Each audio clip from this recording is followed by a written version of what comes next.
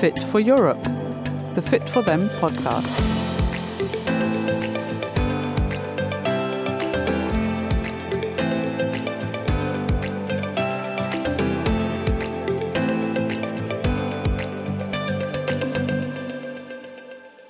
Welcome everyone to our new episode of the Fit for Them podcast. My name is Melanie Gross. I'm currently working at the Open Science and Co-Creation Manager at the Fit for Them project. Today with us is Anna Rosinus. Before we start, I would like to give a brief introduction to our new listeners. The FORTHEM Alliance is one of the first funded European higher education alliances with now 9 partner universities. So FORTHEM strongly focuses on student issues, questions of mobility and digital transformation at the participating universities. Within the project Fit for Them, the Alliance is working on joint strategies and concepts in research and innovation. It's my pleasure now to finally welcome our guest, Anna Rosinus. She's a professor of business administration, specialized in management, strategy and entrepreneurship at the University of Applied Science in Mainz. In addition to her teaching activities, she's a sought-after keynote speaker and supports startups and entrepreneurs with trainings, coachings and consulting. Together with Anna and international experts, FORTHEM have already realized the FORTHEM International Startup Days here in Mainz, where students had the opportunity to fictitiously start their own business to gain insights into entrepreneurship-related topics.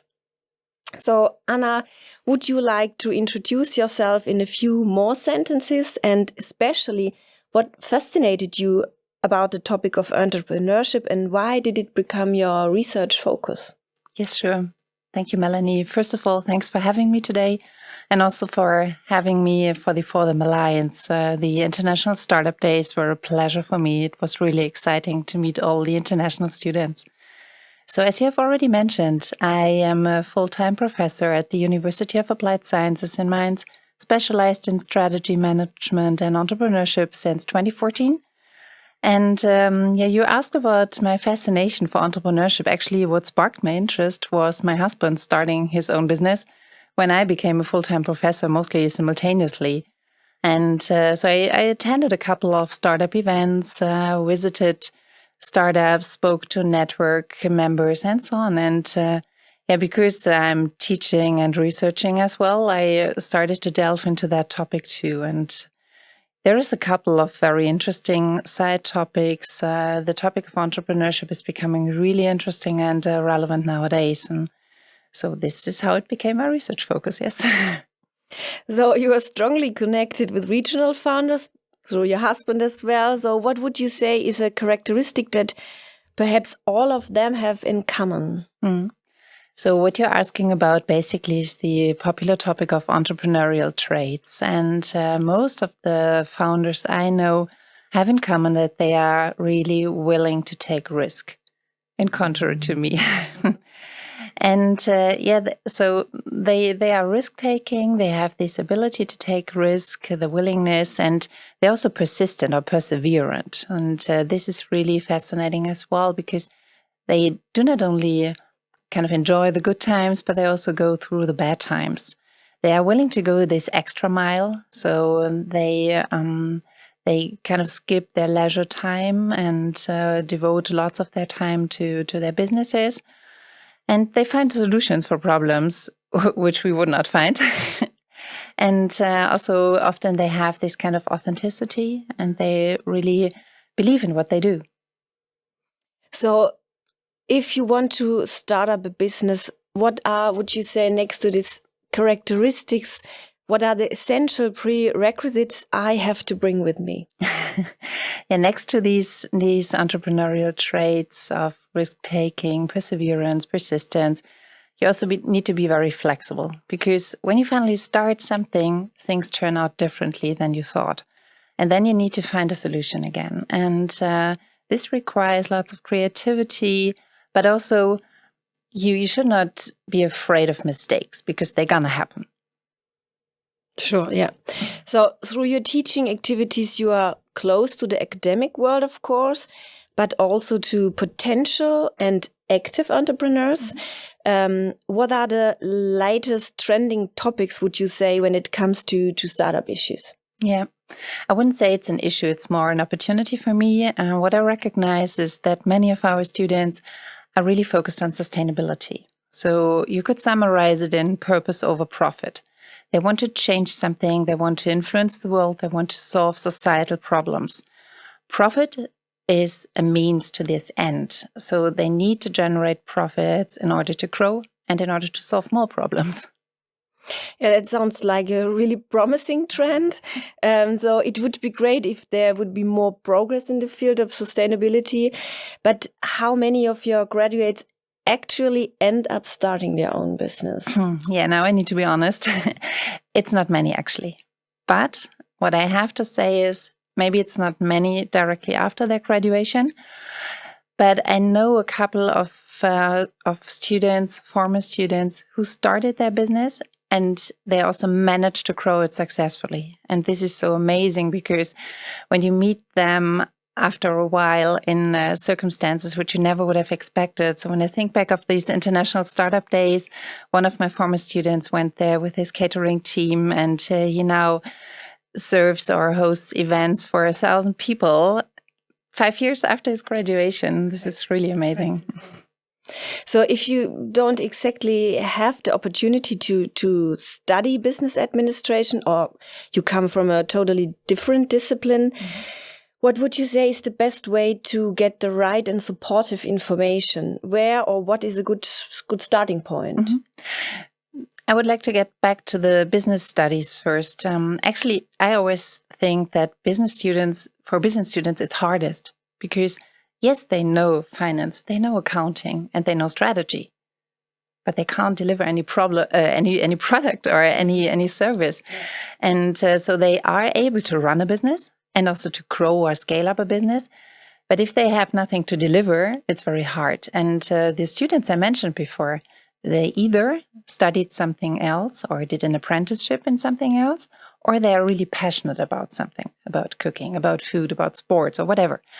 And so therefore, it's hardest for business students and all the others who are experts in their fields of architecture, design, or whatever. They should visit their universities because they have promising startup centers, right?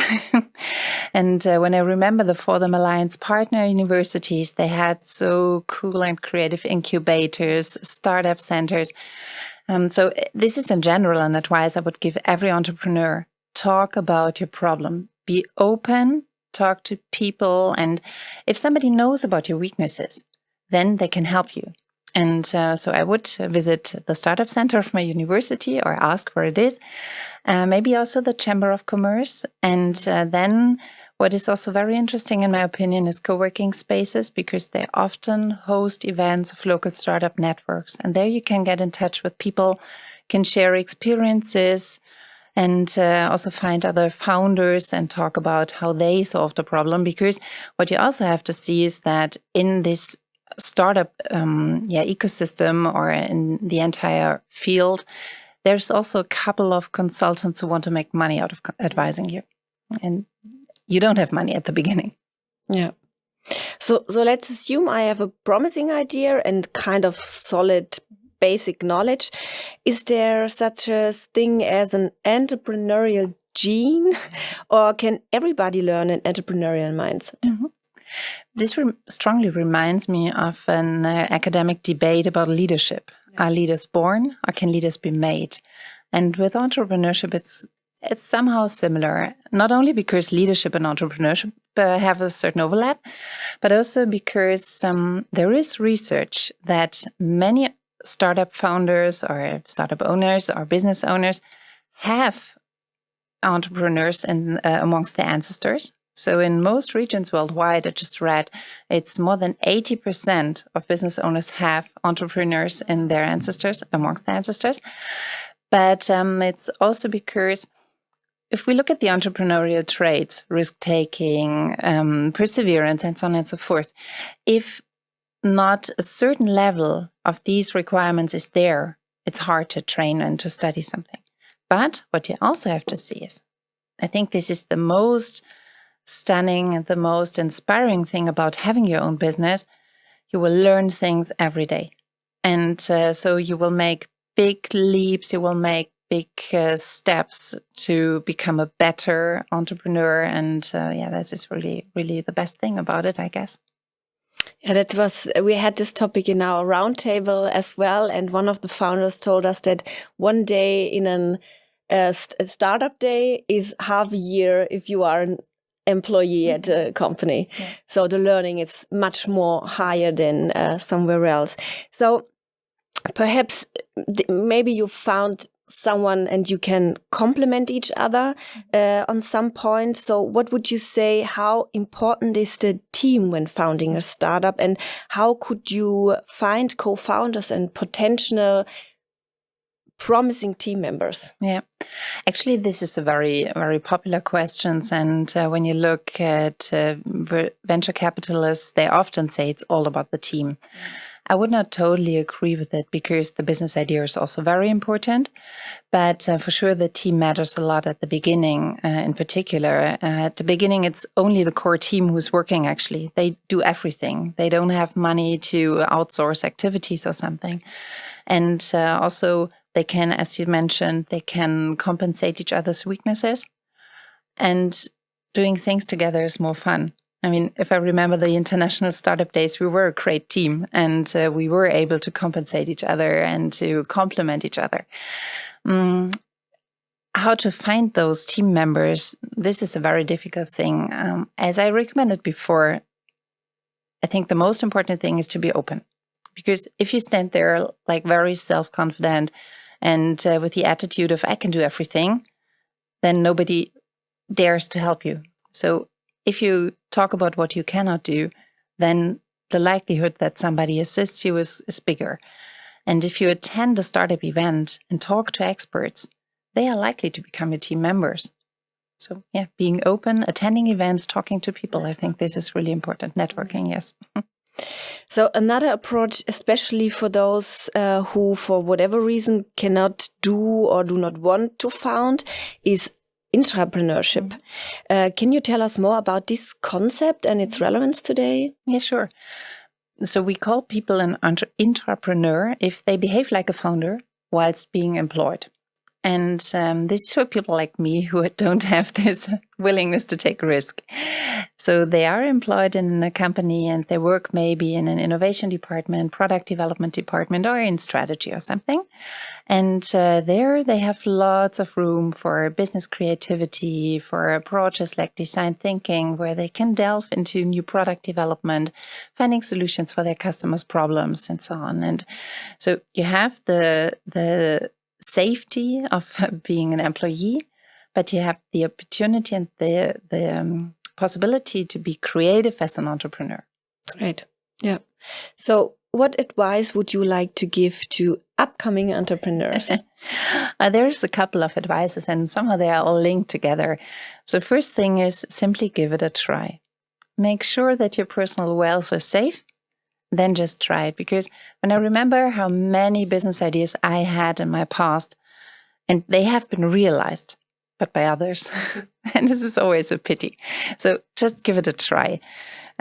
Closely linked to that is done is better than perfect. So 80% is sufficient. Perfection can come later. Because imagine you sit down in a cellar, develop for 10 years the perfect product, then you sell it to customers and nobody wants it. You have wasted lots of time. So develop any kind of the product which is sellable, or however you might call it, and see whether your customers like it. As I already mentioned, be open.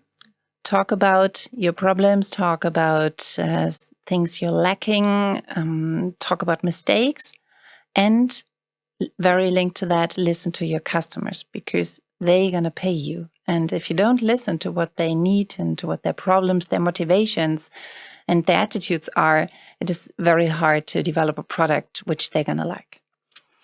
Then another thing, don't overestimate yourself.